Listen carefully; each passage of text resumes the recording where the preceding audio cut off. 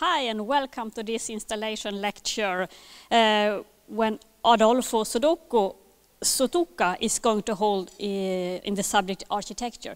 He is going to present himself much better in a while, and the title of the presentation is In Motion, the Architecture of Processes. It will be very interesting to listen. I am going to share this session today. I am Lena Abrahamsson. I am Vice Dean of the Faculty of Engineering here at Luleå University of Technology. Installation lectures are held by new professors. The new professor will be installed receiving his diploma at our academic ceremony on Saturday. This year there is a total of 30 new professors that will be installed, 7 women and 6 men. The installation lectures, they are lectures where we learn some basic of the research area, in this case architecture, but also learn some of the state of the art in the field, and also perhaps learn something very interesting in the collaboration at the university. The lecture takes about 30 minutes, and there will be time for questions afterwards. And I will try to help you with the time, but you have perhaps keep the time yourself. Okay. So please, you can introduce yourself a little better. Okay. The floor is yours. Thank you. Thank you, Lena. Actually, I could say 90% of the audience already knows me. So the introduction of myself will be very short. I'm Adolfo Sotoca. I'm coming from Barcelona. I was trained as an architect. My PhD is on urbanism. And I've been working for the last, I don't know, I could say almost 30 years. No, not so much. 25 years now in urban planning and architecture. I've been teaching in several institutions worldwide. And I took the chair professorship recently here at LTU with a big share of motivation and illusions. So I'm very happy to be here, and I thank you for the opportunity to share with all of you and to enjoy this remarkable space, I could say, which I didn't have the chance to know before. Some technical problems, so I will be standing here. I was expecting to control the presentation from distance because I always like to look at the screen when I'm lecturing, but this time won't be that easy anyway. When I was asked to prepare this presentation today, I thought to myself, what could be a good start point for that? Architecture here in Luleå. So I decided to go out to the streets and find a good spot for architecture, from where to learn, from where to get the substance of architecture. And I found that this very corner, Storgatan with Smedjegatan, could be the most urban, intense spot here in Luleå. So I decided to sit there, take some pictures and some videos.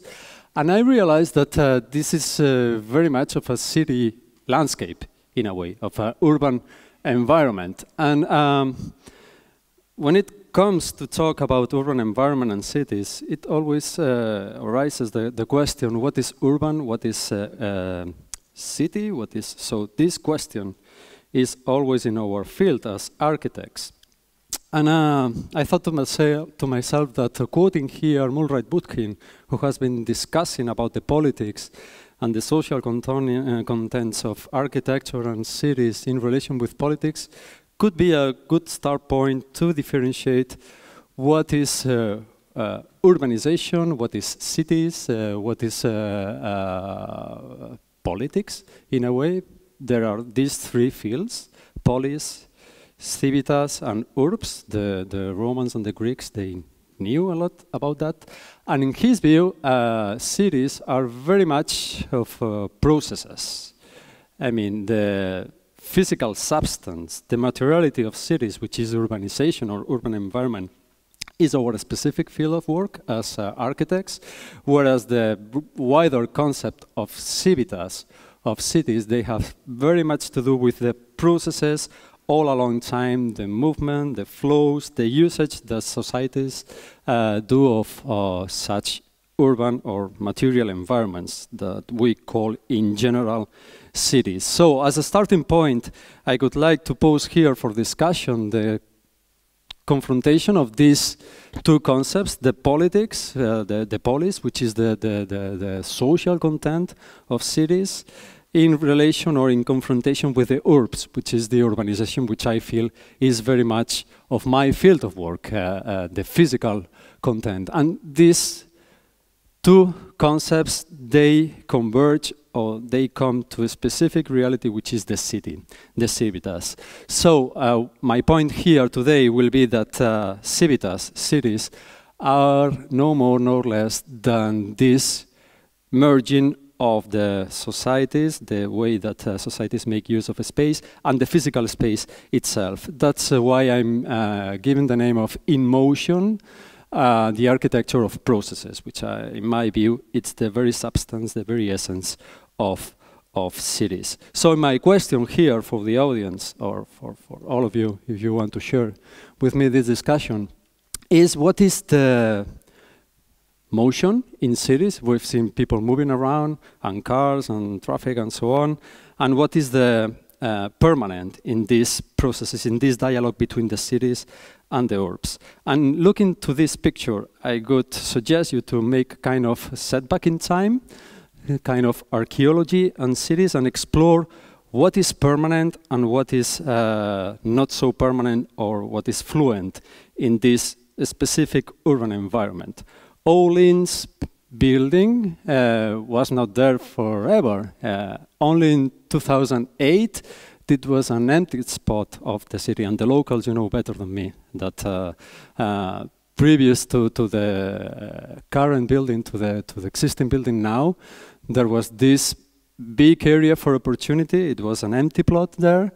And you can see that there was this blind wall where some drawings were painted on the wall. So this was kind of expecting opportunity for the city. So Olin's, which seems to me one of the strongest architectural presence in the city center today, was not there forever. It was not there only 10 years ago. But if we go even back in time, that empty spot was built. And there were other buildings at that specific area. Fritz Olsson, this very corner of Smedjegatan with Sturgatan, was one of the most important or significant shops or businesses here in Luleå, as we can see in this image of 1929. So you may say that architecture, buildings, are not, at least Olin's building, was not permanent of the city, even though we tend to think that architecture is what remains permanent in cities. So, but even though, if we go a little bit back in time, not even Fritz Olsson was there in beginning the 20s. There was a shoemaker. There was another building in a more in a much more fragile architecture, I would say. Not even stone, not even brick, just wooden architecture, which in my opinion, it was a very good building as well in that sense. So there is this corner which has been changing all along time. My point here is that architecture is not really the permanent substance in cities, in the urbs. But you may think that there are some buildings that they are there forever in our collective imagination, even the Ebenezer church or couple. This is the building. This is the heritage building from where societies, in this case the Luleå society, has been building a kind of collective identity. It has been there for a long time. It has been there at least from the beginning of the 20th century. But if we go a little bit back in time, late 19th century, the building was not there. Not even the couple, and we can see that it's only a couple of blocks from here. It's there. So it's a strong presence in terms of heritage, in terms of collective memory here in Luleå, and as far as I understand, it's even included in the catalog of architecture to be preserved here in the city. So in that case, not even the Ebenezer Chapel or church has been there forever. So my question here is, and you can see it here in these two images, taken from the same spot. What is the permanent in cities? What provides the real identity to cities, if not architecture? We tend to think that if we compare flesh and stone, and I would like to quote here Richard Sennett, his book, Flesh and Stone, it's the stone that remains permanent in city and that gives this perpetual identity in cities. And we see here, in the case of Luleå, that's not the case, as it is not in many cities in the world. Cities are evolving entities. They are living bodies that they change a long time, luckily enough.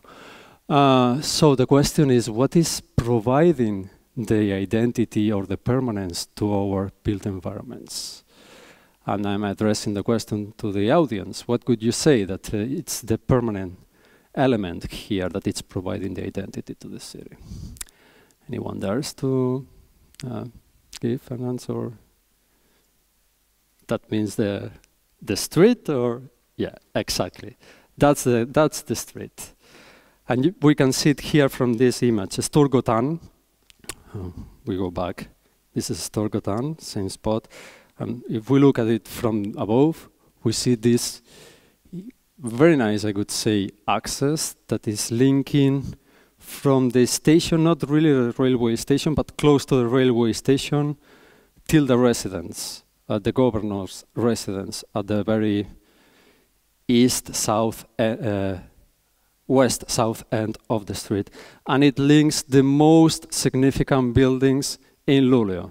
Vetenskapens hus, the Risk Bank, the City Council, close to the Dome. So this is the real substance, the real element that in Luleå is providing the identity for this particular urban space. And it has been there since the very foundation of the city, since the very beginning of the city. This is an image of the late 19th century. Not a single building that we see today was built at that time. Not the cathedral even, it was built at the beginning of the 20th century. Of course, not the Risk Bank, not even the Stadthotel, where the elite hotel is today.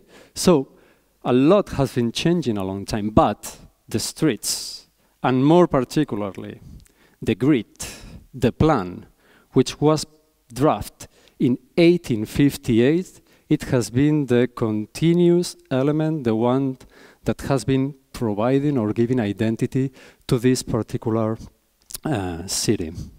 So my point here is that architecture goes beyond buildings. It means something else. There is the architecture of the urban environment, the architecture of the cities, that is also responsible in a way, or is also drafting or shaping not only buildings but also the urban patterns or urban morphologies. We see here the previous drawing, the description of the peninsula of Luleå for the beginning of the 50s here. So the existing elements are already described here.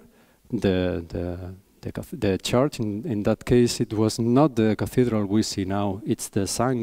Gustav Church. Some of the existing blocks we can see very clearly differentiated to, I don't know if I get, yeah.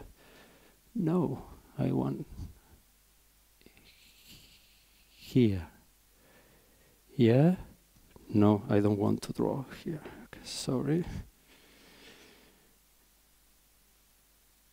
Well, anyway, we can see both different urban fabrics, the most dense one, the existing single-family one, some of the existing topography, existing buildings, roads, water canals, I mean the existing geography, is somehow shaping or providing the information for the future development to come, which is this plan, 1858.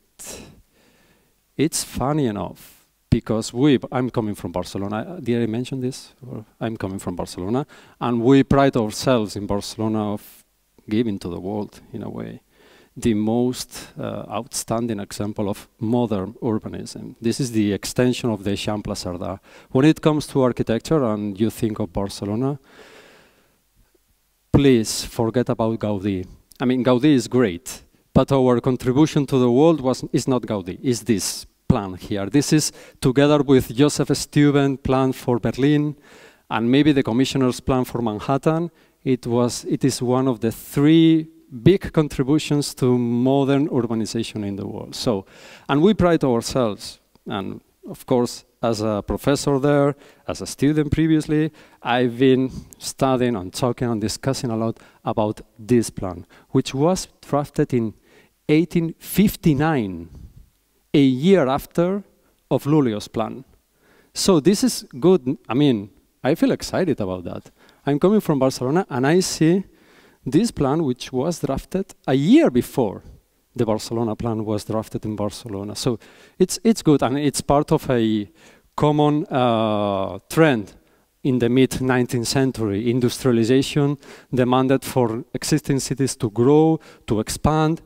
In the case of Luleå, it's very clear the connection between the economic cycles here in Norrbotten and the need to take out all the mineral coming from the north through the harbor of Luleå. So very much of this grid has very much to do with the economic optimization of urban landscape. But still, it's very nice to see that this very good, which is at the same time very good, it's a very good plan, was drafted a year before it was drafted in Barcelona. So I'm very happy to see this connection between my own background and the future ahead I have here in the city of Luleå, in Norrbotten in general. And this is the map that Ildefons Cerdà, who was the author of the extension plan for Barcelona. By the way, he was not an architect, he was an engineer. So this is something worth to mention as well. This is the drawing, the description of the Barcelona plan that he did before the 1859. A very nice one, with a lot of coincidences or a lot of similar ideas or similar ways of describing the territory done here in Luleå, previous to the extension plan of the 58.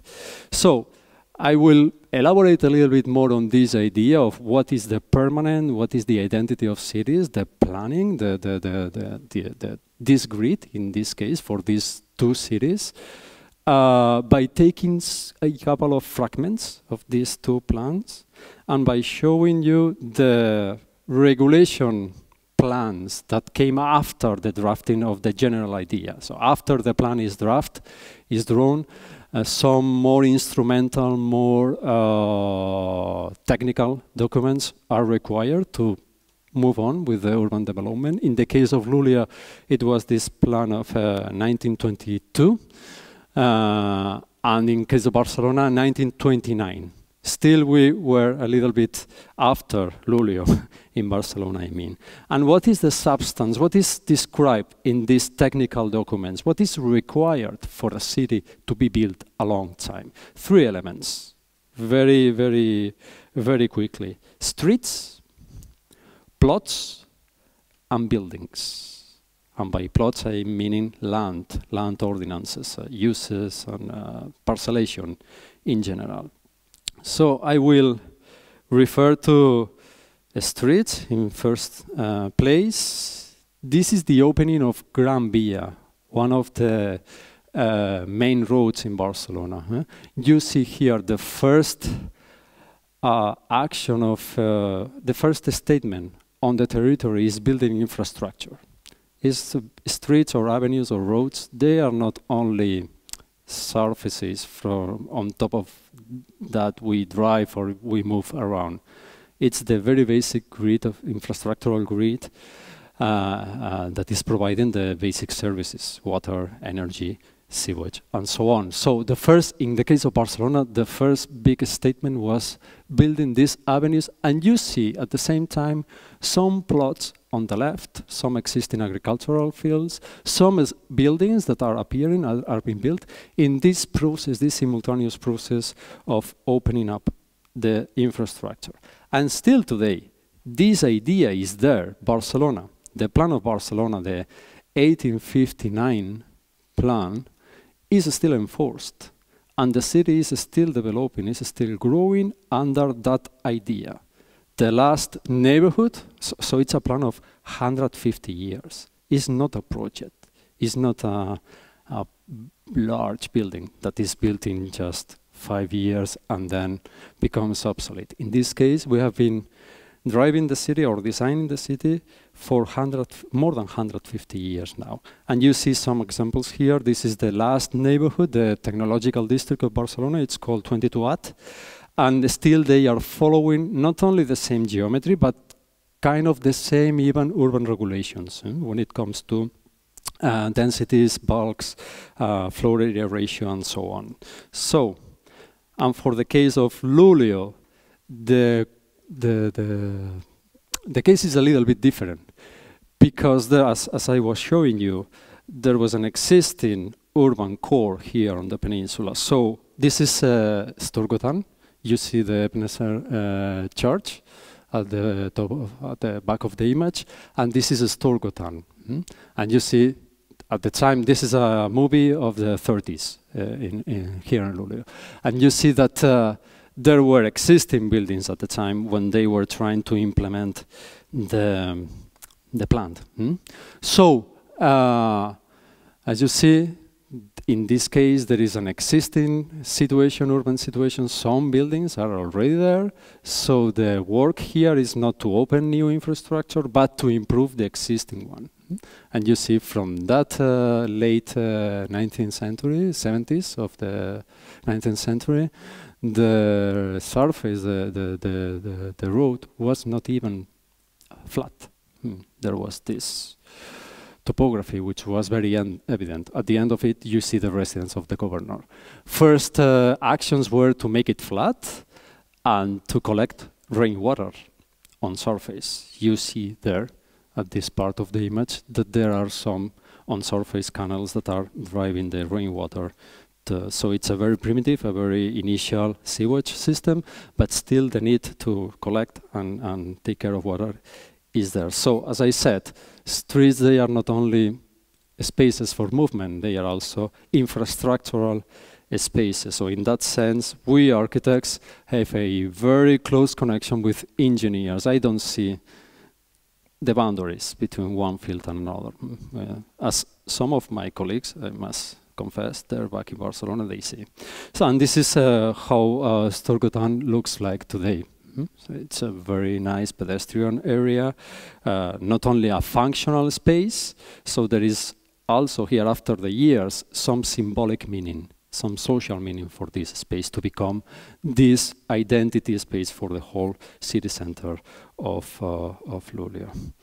And as I said, and I want to underscore this because I think it's important, particularly when it comes to architecture at LTU, the engineering component of architecture and urban planning and city planning, it's very important. So, as I said, in the case of Barcelona, there is a big discussion, super interesting discussion at this moment about central district heating and centralized infrastructure, and everything happens below surface level, and a lot of technology is being implemented there. You see here some last pilot projects by Cisco components in the city of Barcelona, but you don't need to go there. If you walk a couple of blocks from here, you will see that still architecture and infrastructure architecture, and I like to call it like that because I, as an architect, I claim for infrastructure to be also part of our field. Is still very present there, and it's part of our task. And I'm happy that here at Luleå we have a strong water group, but many other groups working in energy and in some other fields that we, from the city planning, urban planning perspective, do need for our task. So, first component, streets. Second, plots. This is very interesting. It seems to me that plots or the layout of the land tell us a lot about politics, about society, about how the land, how the uses, how the property is distributed and is shaping also the morphology of the city. If you track all the different plans that have been developed in the city of Luleå from the late 19th century till the mid 20th century, you will see some slight changes, but very significant. How the property is changing, and if we take a look to Storgatan from above, it's the same transect I was showing to you in the previous drawings, in the previous maps. We'll see that, for instance, one of the most acknowledged examples of architecture here in Luleå, the shopping center by Ralph Erskine, it was only possible by merging at least 3 different properties, 3 different plots at the Rotan block. Same thing with Strand Galleria. If you compare what was drawn in 22 and what is built in one single step today, you will realize that it was only possible by merging or adding up different plots, different owners. And I could suggest you a small exercise. Compare Strand Galleria, in terms of architecture, compare Strand Galleria and shopping, and you will come with some conclusions. What is the architectural quality of one operation and what is the architectural operation of the other one? And it has very much to do with dimensions, with the grain, with the texture of the buildings in relation with the plotting system. I cannot elaborate more on that. Maybe later on, if we have time, we can discuss about it with the audience. But even more interesting, some of the times, this aggregation, this adding up of plots, of parcels, they go beyond the block. And they overjump the streets, and it is the case of Smedian Galleria. They need to jump to get to the parking, structured parking on the other side of the streets. So there is this process of aggregation, of enlarging the size of operations, which in my opinion has a very big impact in the city of Luleå, in the central part of the city of Luleå. So this is something to reflect. So what is the size of the city? What is the texture? What is the grain of the city? This is also architecture, in my opinion. And you might think, okay, this responds, or this is the logical consequence of this market-driven way of doing things. All you have been showing us is shopping centers or gallerias or these artifacts, but it's not necessarily the case. Take a look to Kulturhuset. It is also part of this big intervention in the city. So I'm not here taking a stand. I mean, it is the way it is. But we need to realize that this kind of simplification, I would say, of the architecture in cities, in ways of making big things or acting big, it's somehow having a big impact in our cities in general. And it is the case also, of course, of the Åhléns building of the Hunden block. This is the image by the time they were doing this building, 2008.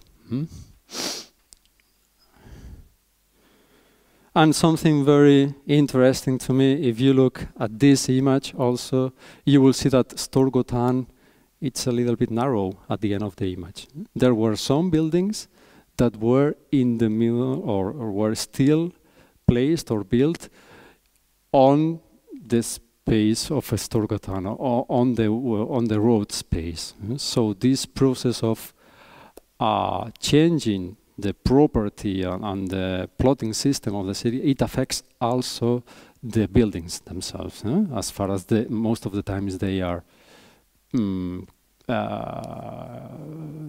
contradictory to the desire, to the project. There is this tension between the project, the ideal, and the existing urban fabric.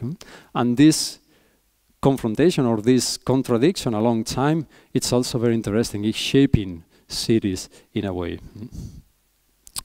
Finally, buildings, and I'm coming here to the end of my very brief lecture. It was 30 minutes, so I'm close to it. Buildings, of course, they are, in my view, the final stage of this linear process timeline in cities. Buildings are regarded to be our field of work as architects, and of course they are. But my point here is that they are not the only field of architecture.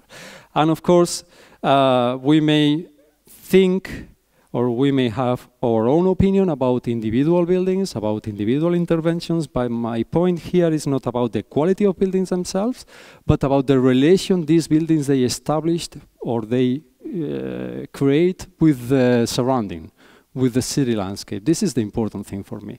We see here two different case studies, the Luleå and Barcelona. One of them being this iconic building. Well, both of them are quite iconic. High-rise buildings in relation with their surroundings. They build a corner, corners are very significant in urban spaces.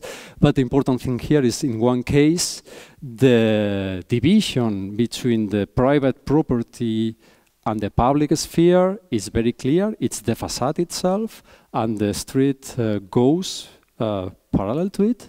Whereas in the other case, the street crosses under the building.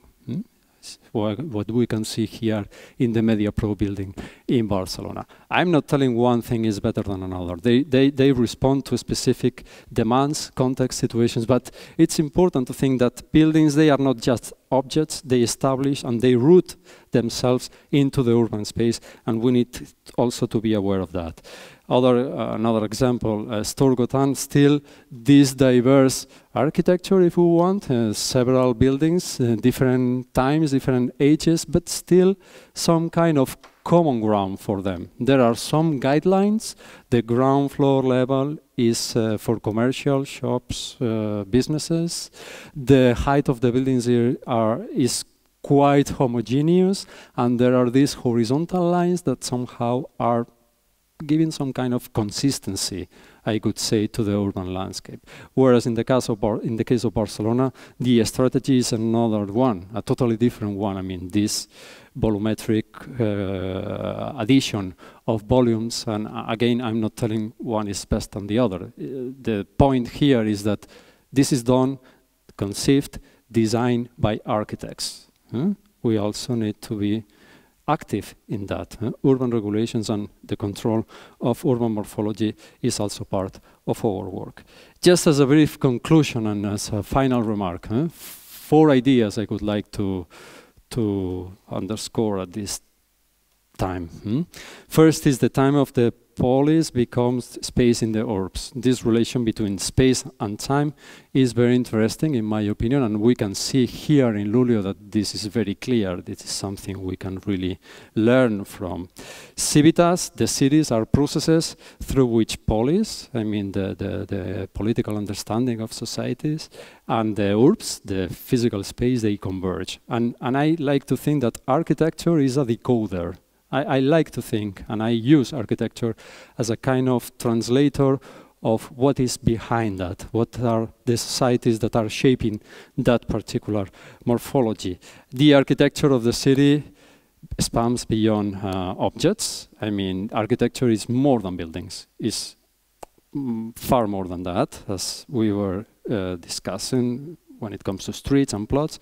And finally, streets, plots, and buildings, in my opinion, through their interaction through time or a long time, they build and they weave the space in time where we live in.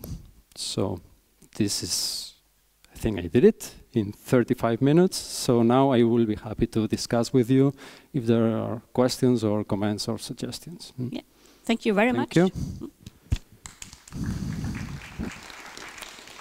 It was a very interesting lecture, and I'm sure there will be some questions or comments.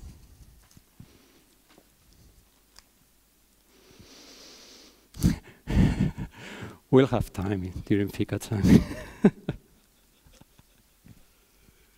Well, then I would like to say that Luleå University of Technology is very pleased to have you as professor, and we look forward to further important and exciting research, and that the subject of architecture will grow, and also to have good collaboration and integration with the rest of the university, and especially from my own perspective also in the engineering subjects, because we think architecture is an important subject in the engineering field here at our university.